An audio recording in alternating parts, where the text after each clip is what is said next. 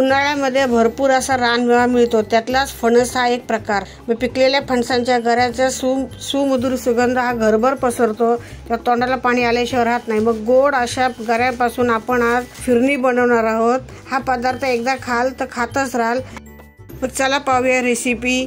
नमस्कार मंडळी, मी रश्मी किचनमध्ये तुमचं खूप खूप स्वागत आहे। हे 2 छोटे चमचे मी तांदूळ घेतलेले आहेत। हे इंद्राणी तांदूळ आहेत। ही छोटी वाटी आहे ती भरून घेतले हे तांदूळ। हे तांदूळ 2-3 पाण्याने स्वच्छ धुतले आणि असे त्याला 1 तासभर असे भिजत घातले। 1 तास झालेला आहे। हे तांदूळ असे फुललेले आहेत। आता त्यातले हे मी पाणी काढून घेते। एका छोट्या चाळणीवर ते पाणी काढून घेतलेलं आहे आणि पाणी नितळत ठेवायचं। पाणी नितळत आहे तोपर्यंत आपण हे गरे घेतलेले आहेत फणसाचे। हे 5-6 गरे आहेत, तर त्याच्यामधली बिया आणि दोरे असतात ते आता मी काढून घेते।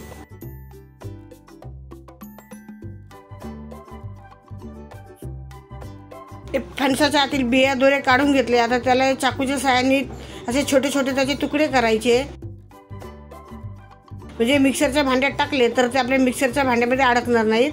हे आता मिक्सरच्या भांड्यामध्ये मी टाकून घेते आणि ह्याची पेस्ट बनवून घेते। ही अशी मऊसूद पेस्ट आपली तयार झालेली आहे। आता ही एक छोटी वाटी भरून पेस्ट तयार झालेली आहे। हे आता आपण बाजूला ठेवूया। तर ह्याच मिक्सरमध्ये आपण जे तांदूळ नितळत ठेवले होते ते घ्यायचे, ते पण असं मिक्सरला बारीक करून घ्यायचे। हे तांदूळ 1 तासभर असे भिजत ठेवले तर हे त्याची चांगली अशी पावडर तयार होते। हे दोन्ही आपल्या वस्तू तयार झाल्या, त्या बाजूला ठेवल्यात। आता इथे एका कुकर घेतला आहे। कुकरमध्ये मी दूध ठेवलं होतं अर्धा लिटर गरम करायला। दूध चांगलं उकळलं। आता त्याच्यामध्ये आपण मिक्सरमध्ये बारीक करून घेतलेले तांदूळ होते ते तांदूळ टाकून घेतले। हे तांदूळ शिजेपर्यंत चांगलं असं दूध आटून घ्यायचं आणि त्याला सारखं असं हलवत राहायचं। त्याच्यामध्ये मी थोडंसं केशर टाकलेलं आहे, म्हणजे आपल्या फिरणीला कलर चांगला येतो। ही चवीप्रमाणे साखर, आता जसे फणसाचे गोड गरे असतात त्याप्रमाणे साखर टाकून घ्यायची। त्याच्यामध्ये काजू बदाम टाकून घेतलेले आहेत मी। हे चांगलं आता मिक्स करून घ्यायचं आणि याच्यामध्ये मी गुलाबजल टाकते। गुलाबजल टाकले की आपल्या फिरणीला चव असते ना ती अशी खूप सुंदर येते आणि त्याला एक फ्लेवर पण येतो।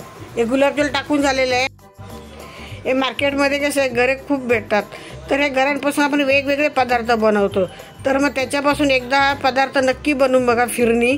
खायला तर खूपच स्वादिष्ट लागतो, झटपटही बनतो। ते आता आपलं दूध गरम झालं, 1-5 मिनिटं उकळून घेतलं होतं आणि त्याला थंड करून घेतलं, थोडंसं थंड करून घेतलेलं आहे। आणि त्याच्यामध्ये जी आपण फणसाची पेस्ट तयार करून घेतली होती ती टाकून घेतलेली आहे। हे टाकून चांगलं असं मिक्स करून घ्यायचं। आता ही मी एका बाउलमध्ये काढून घेते। हे रात्रीच्या जेवणानंतर डेझर्ट म्हणूनही खायला छान लागतं। तर तुम्हालाही माझी फणसाची फिरणीची रेसिपी आवडली असेल, तुम्ही नक्की एकदा ही फणसाची फिरणीची रेसिपी एकदा बनवून बघा आणि माझ्या चॅनलला लाईक करा, शेअर करा, सबस्क्राईब करा। धन्यवाद। जय श्री कृष्ण।